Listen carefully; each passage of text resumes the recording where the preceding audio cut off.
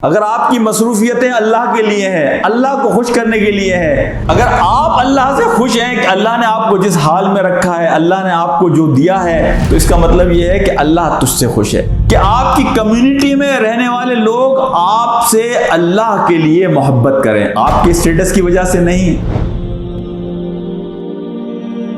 मैं आज आपके साथ एक आईना शेयर करना चाहता हूं। यह आईना मैं अपने आप को और आपको दिखाना चाहता हूं, जिसमें हम देखेंगे कि हम कैसे मालूम करें कि अल्लाह हमसे खुश है।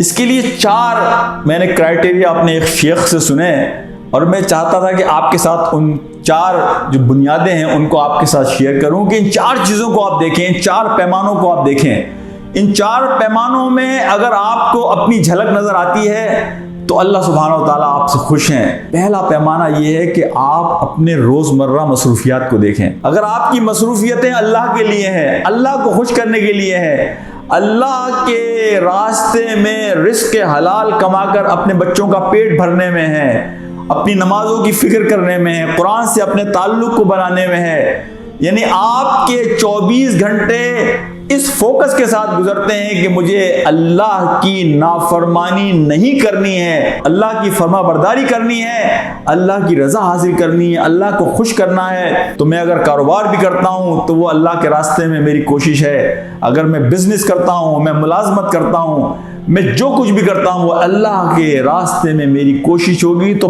पहला क्राइटेरिया है कि मैं अपनी जिंदगी की मसरूफियात को देखूं। अगर मैं अल्लाह के लिए मसरूफ हूं तो इसका मतलब यह है कि अल्लाह मुझसे खुश है। दूसरा क्राइटेरिया यह है कि आप अल्लाह से खुश हैं या नहीं। अगर आप अल्लाह से खुश हैं कि अल्लाह ने आपको जिस हाल में रखा है, अल्लाह ने आपको जो दिया है, आप उस पर मुतमईन हैं, आपको कोई शिकवा नहीं है, कोई शिकायत नहीं है। हज़रत ज़ैनुल आबिदीन एक मरतबा खाना काबा में दाखिल हुए तो आपने देखा कि एक बंदा अल्लाह से दुआ कर रहा है, या अल्लाह तू मुझसे राजी हो जा, तू मुझसे खुश हो जा।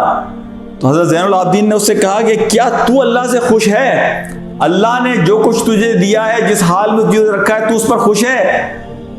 तो उस बंदे ने कहा क्या मतलब? हज़रत ज़ैनुल आबिदीन रहमतुल्लाह अलैह ने कहा कि कुरान की उस आयत को देखो, रदियल्लाहु अन्हुम व रदू अन, मैं उनसे खुश हूं और वो मुझसे खुश हैं। अगर तू अल्लाह से खुश है, मुतमईन है, शाकी नहीं है, शिकवा नहीं है, शिकायत नहीं है, तो इसका मतलब यह है कि अल्लाह तुझसे खुश है।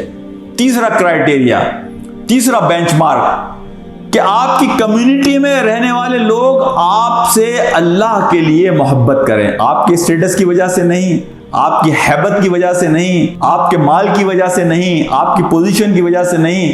कम्युनिटी में रहने वाले लोग आपसे मोहब्बत करें अल्लाह के लिए। चौथी चीज कि आप जब अपने माँ बाप के पास जाएं तो आपके माँ बाप आपसे इतने खुश हों कि जब भी वो आपसे गुफ्तगू करें, जब भी वो आपको देखें तो उनके दिल से आपके लिए दुआएं निकलें, जबान से अच्छे कलमात निकलें, उनके हाथ आपके लिए उठ जाएं। अल्लाह रब्बुल आलमीन से दुआ के लिए याद रखिए, माँ बाप की दुआएं और बद्दुआएं दोनों, इनके और अल्लाह के दरमियान कोई हिजाब नहीं है, कोई वेल नहीं है, कोई पर्दा नहीं है, बराह रास्त जाती हैं।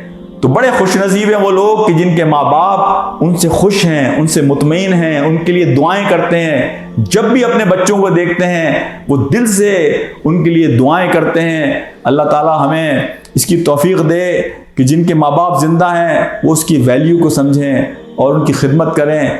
अल्लाह ताला हमें उन लोगों में शामिल फरमाए कि जिनसे अल्लाह खुश है, और बखुदा जिनसे अल्लाह खुश है वो कामयाब हो गए, उन्होंने जन्नत को पा लिया, उनकी ये दुनिया भी जन्नत और आखिरत भी जन्नत। व आखिर दावाना अनिल हम्दुलिल्लाहि रब्बिल आलमीन। अस्सलामु अलैकुम व रहमतुल्लाहि व बरकातुहू।